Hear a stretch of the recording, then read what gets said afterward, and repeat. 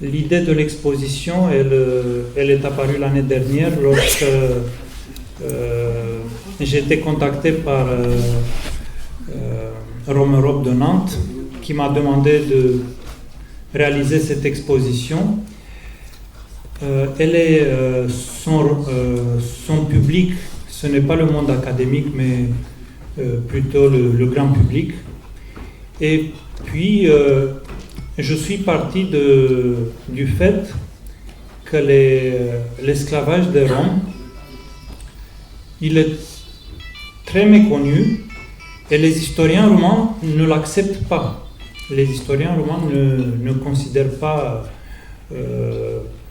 l'esclavage en tant que tel, ils l'expliquent plutôt comme un état de servitude très proche de celui des paysans asservis du pays. Du coup, tout cela a des racines très anciennes et a une relation directe avec l'historiographie roumaine. Je vais vous donner quelques éléments sur l'historiographie, puisque les écrits romains sont tardifs, sont très succincts, et le premier écrit un peu plus important, c'est celui de Mihail Cogălnicianu, du 1832-33, je ne me rappelle plus exactement. 1837, merci.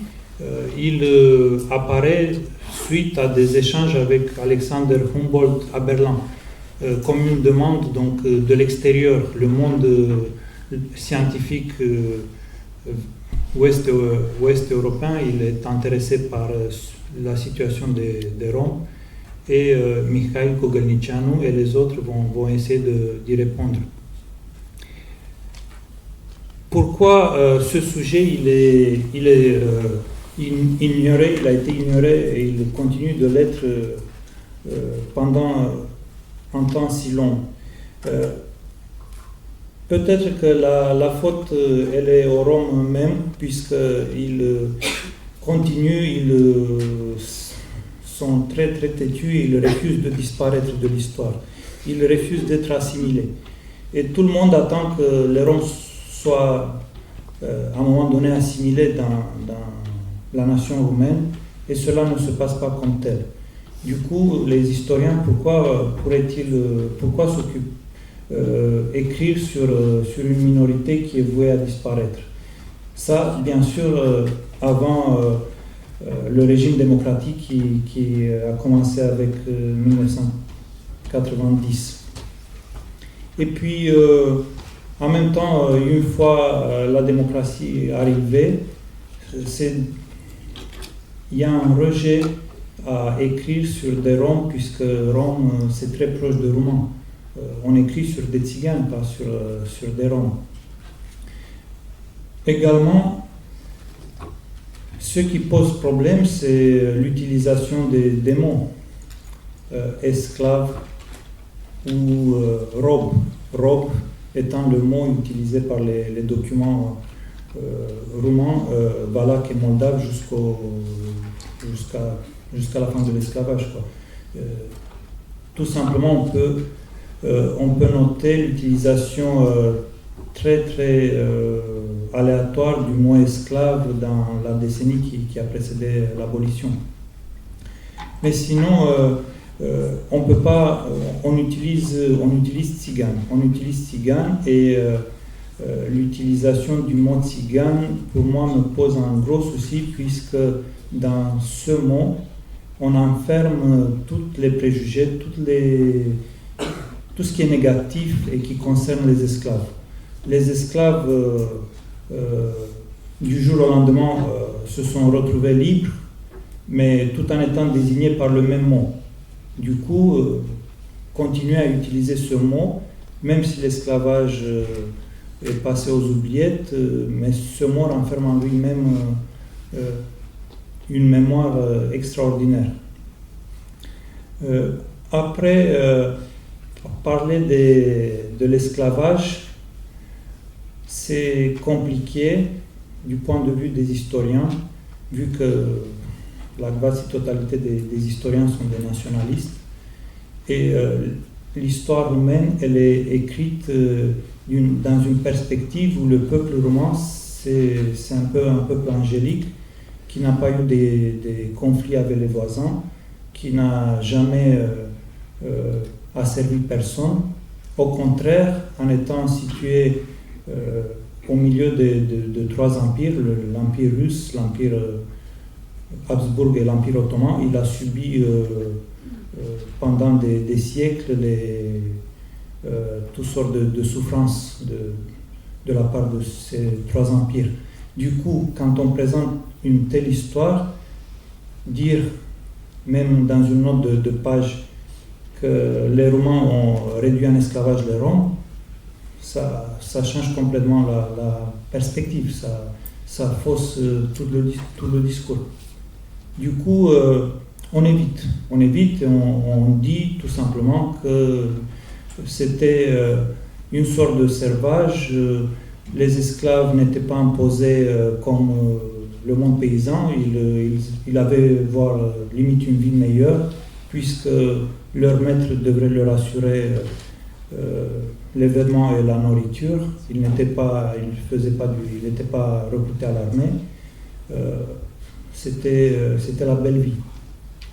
Et également des phrases genre les relations entre les Roms et la population majoritaire étaient bonnes. Bien sûr qu'elles étaient bonnes tant que les esclaves continuaient à se soumettre au maître, à leur maître. Mais le jour où il y a des révoltes, on a entendu tout à l'heure, les révoltes existaient, sauf que c'était généralement des révoltes à l'échelle locale. C'était pas un soulèvement général des esclaves. C'est pour cela que les traces sont très, très fines. La société roumaine a choisi d'ignorer l'esclavage, d'ignorer les Roms, tout simplement en assimilant les meilleurs de cette minorité. Leur élite culturelle, élite économique a été intégrée dans la nation roumaine, a été assimilée, et ceux qui continuaient de porter le standard, de porter le drapeau de la minorité, c'était les marginaux, c'était ceux qui n'avaient pas de papier d'identité, c'était ceux qui vivaient en marge de la société, qui n'étaient pas intégrés dans le village, etc. Du coup, cette minorité, elle a toujours été rejetée par le peuple roumain. Et dans cette perspective, j'ai essayé par l'exposition de choisir les textes qui démontrent effectivement le caractère et les caractéristiques de leur situation juridique, du fait qu'il s'agissait vraiment de l'esclavage pur et dur. Et j'ai fait appel à des écrits des auteurs du XIXe siècle qui entraient en contact direct avec les réalités sociales et juridiques de la Valachie et de la Moldavie. Du coup, des témoins oculaires qui n'étaient pas élevés, qui n'avaient pas vécu dans les sociétés valaques et moldaves.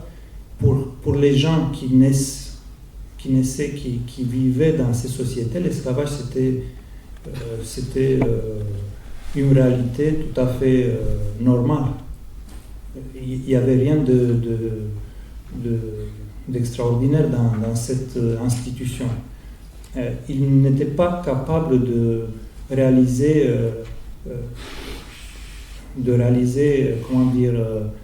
l'horreur du statut juridique réservé aux Roms. Et en fait, il y avait besoin d'un regard de l'extérieur. Et ce regard externe provient voyageurs américains, français, hongrois, russes, etc., qui décrivent dans leurs mots la situation observée, vécue dans les deux principautés romaines. En même temps, j'ai donné des éléments clés pour encadrer l'esclavage, les premières attestations, les lois d'affranchissement. Et puis, il faut parler, et je l'ai fait, aussi de la mémoire. La mémoire il faut la reconstituer, il faut la retrouver, cette mémoire de l'esclavage, parce que pour les deux, pour les Romains et pour les Roms, pour leurs relations qui doivent être construites sur des éléments de vérité, pas du déni. Et cette mémoire, elle doit faire partir, elle doit faire part. En fait, on doit exprimer cette mémoire à travers des institutions, à travers d'un musée, à travers des ouvrages, à travers des institutions de recherche, etc. Et pour l'instant, ce sont que des projets. Il n'y a rien de concret. Également, niveau commémoration, cela se passe dans des salles plus petites que celle-ci et avec peut-être moins de monde.